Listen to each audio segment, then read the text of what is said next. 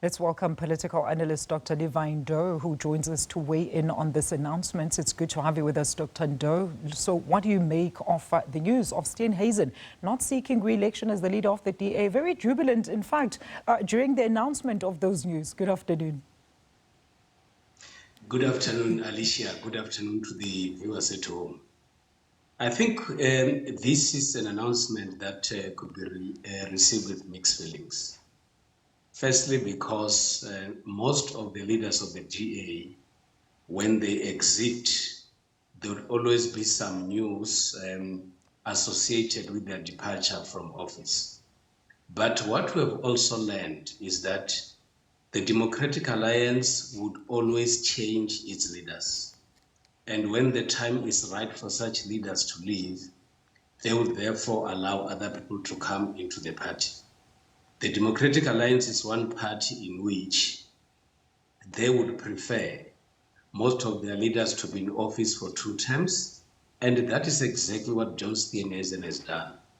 He has not resigned from his position. He is waiting for a conference that is taking place in April, and is announcing that he will not be available to stand as a candidate. The only thing that we need to look at now would be that what could be the issues that necessitated him to make this announcement. And we do know that his fallout with Dr. Dion could have been one of the factors, and indeed a number of issues that have been raised that talks to party finances and his own personal finances.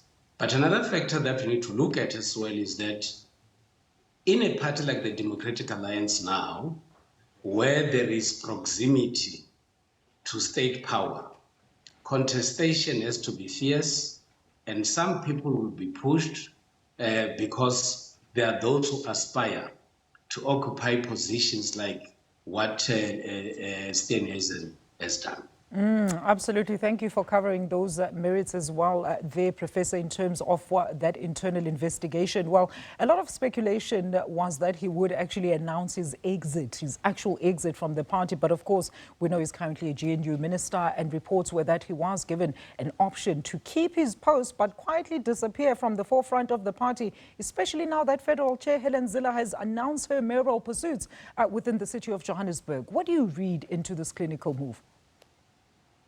It could be a strategy to manage his exit. Because he's still the leader of the party until April, it will also be fair for the party to leave him to continue as the minister. We don't know what they will decide to do after a new leadership has come in, because new leadership will come with their own strategies, with their own views, and they might find good reasons not to have him deployed as the minister. So for now, I think this could be the moment for the Democratic Alliance to be planning what happens in the future.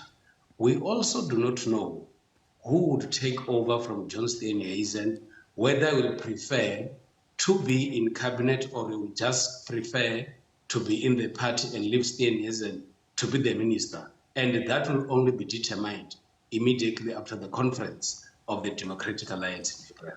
And let's get to that point, Prof. Any prospects as to who might replace him as the party is set to sit for its Federal Congress come April, a crucial moment ahead of the local government elections? What does the DA future then look like in that aspect? We've heard the names of Solim Simanga possibly being roped back in to the forefront, I suppose a key figure within the party, especially as it seeks to attract more of the liberal black vote.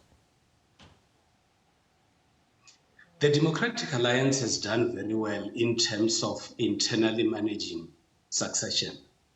And there appears to be a certain nucleus within the party that is able to determine the direction of the leadership of the party.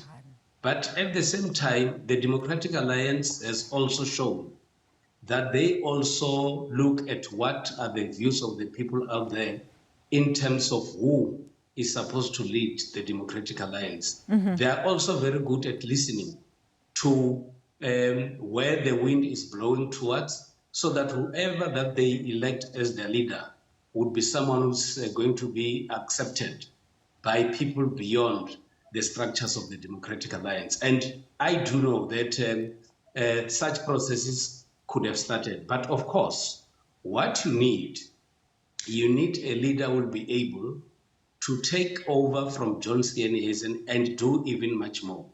In his own words, John Steenhuisen appears to be very excited and happy about his leadership in the Democratic Alliance. He was able, as the leader of the Democratic Alliance, to access political power, and that is why now we have got ministers of the Democratic Alliance. He is happy about that. He says that he took over the party that was not doing well, and now the Democratic Alliance is in good shape. And that, for me, it's a challenge to anybody who will come and take over from the Democratic Alliance, but also those who are opposed or who feel that it is time for John Steenhuisen to go, they should therefore be able to provide the best alternative for the Democratic Alliance, so that this person should say he or she has been able to do much better than what John Steenhuisen has done. We're going to leave it there. Doctor, as always, great analysis. Thank you so much for your time. Dr. Levy Ndou is a political analyst with his analysis on the DA's John Steenhuisen, announcing earlier that he will not be up or seeking re-election as a party leader of the DA.